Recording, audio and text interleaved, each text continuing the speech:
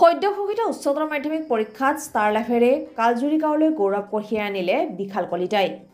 দৰিদ্ৰতাই শিক্ষাৰ ক্ষেত্ৰত কেতিয়াও হেঙাৰ হ'ব নোৱাৰে তাৰে প্ৰমাণ কৰিলে সদ্যঘোষিত উচ্চতৰ মাধ্যমিক পৰীক্ষাৰ ফলাফলত তিনিটা বিষয়ত লেটাৰসহ ষ্টাৰ লাইফেৰে উজলি উঠিল দৰং জিলাৰ কালজুৰি গাঁৱৰ বিশাল কলিতা। প্ৰয়াত বসুন্ধৰ কলিতা আৰু মাতৃ কবিতা কলিতাৰ একমাত্ৰ পুত্ৰ বিশাল কলিতাই ৭৭% নম্বৰেৰে ষ্টাৰ লৈ খৈৰাবাৰীৰ কালজুৰি অঞ্চললৈ সুনাম অৰ্জন কৰিবলৈ সক্ষম হৈছে। একমাত্ৰ ল'ৰাৰ সাফল্যত সন্তুষ্টি প্ৰকাশ কৰে অতি দৰিদ্ৰ পৰিয়ালৰ দিন হাজিৰা কৰা মাতৃ কবিতা কলিতাই। ওদালগুৰি জিলাৰ খৈৰাবাৰী ব্ৰিলিয়াণ্ট ছিনিয়ৰ ছেকেণ্ডাৰী স্কুলৰ ছাত্ৰ বিশাল কলিতাৰ সাফল্যত বিদ্যালয় শিক্ষক শিক্ষয়িত্ৰীৰ লগতে অঞ্চলবাসীয়ে সন্তোষ প্ৰকাশ কৰে। আমাৰ তৰফৰ পৰাও বিশাল কলিতালৈ থাকিল অশেষ শুভকামনা। কালজুৰিৰ পৰা চিন্তু কলিতাৰ report, north east live today. হয়, ই এজন অতি নম্ৰ স্বভাৱৰ ল'ৰা। আমি সৰুৰে পৰা পাইছোঁ, কাৰণ ই মামাকৰ ঘৰত থাকি এইখিনি আজি শিক্ষা গ্ৰহণ কৰিলে আৰু সৰুৰে পৰা অতি কষ্টত ডাঙৰ দীঘল হৈছে ই।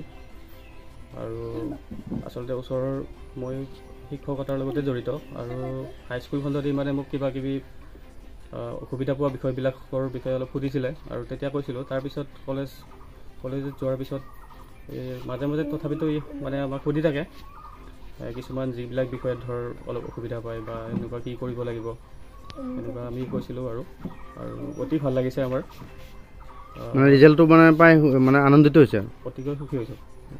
মোৰ অনুভৱ মই এটা বুজাব নোৱাৰা এটা অনুভৱ এটা হৈছে আৰু মই আশা নকৰা ধৰণৰ এটা ৰিজাল্ট পাবলৈ সক্ষম হৈছোঁ। আৰু এই সক্ষমটোৰ আঁৰত মোৰ বহুতো মানুহ আছে, বিশেষকৈ মোৰ কলেজখন খৈৰাবাৰী ছিনিয়ৰ ছেকেণ্ডাৰী স্কুল আৰু লগতে মোৰ ঘৰৰ পৰিয়াল আৰু মোৰ মা আৰু মোৰ ছাৰ বাইদেউসকলক মই হেৰি কৰিব নোৱাৰিম। ফাৰ্ষ্ট ডিভিজন আৰু তুমি কেইটা বিষয় লেটাৰ পালা? মই তিনিটা বিষয় লেটাৰ পাইছিলোঁ। 76.66% পাবলৈ সক্ষম হৈছোঁ। পলিটিকেল, এছামিছ আৰু স্বদেশ অধ্যয়ন। কেইঘণ্টা পঢ়িছিলা? মোৰ এনেকৈ পঢ়াৰ কোনো ঘণ্টা নাছিল। তাৰপিছত মই বস্তু এটা এনেকুৱা ভাবি লওঁ যে মই এইকেইদিনৰ এইটো বস্তু শেষ কৰিব লাগিব। এটা কনচেপ্ট লৈ হ'লেও মই মোৰ ঘণ্টা নহয়, মই দিন হিচাপত হৈ গ'লোঁ বস্তুটো যে 5 দিনত মই এইটো চেপ্টাৰ শেষ কৰিম। আৰু মই নিজে পঢ়াই নিজকে বুজাব পৰা হৈছোঁ। এনেকুৱা কৰিছিলোঁ যে মই বস্তুটো পঢ়ি কিনে মোৰ লগৰ এজনক যাতে মই সেই কনচেপ্টটো বুজাই দিব পাৰোঁ আৰু এটা মই উদাহৰণ লৈ কিনে পঢ়োঁ আৰু যেতিয়া সময়টো যেতিয়াই সময় পাওঁ তেতিয়াই চাওঁ আৰু কিতাপখন এনেকুৱা আছিল। ভবাতকৈ বেছি আলোচন হ'ল কি ক'ম মই বুজাব নোৱাৰোঁ। এতিয়া মই এনেকুৱা হৈছে, মই বহুত কষ্ট কৰি দিন হাজিৰা কৰোঁ বা বেলেগত কাম কৰোঁ, কিবা কৰি পেলাই কিতাপ দিব বা বহুতখিনি বস্তুৱে মই দিব লগা আছিল কিন্তু পৰা নাই। তাৰ ভিতৰতো কিবা কিবি দি পেলাই কষ্ট হেৰি পঢ়িছোঁ মই। তই এতিয়া ভৱিষ্যত পৰিকল্পনা কিবা চিন্তা কৰিছে তাৰ কাৰণে? ক'ত এডমিশ্যন দিবা?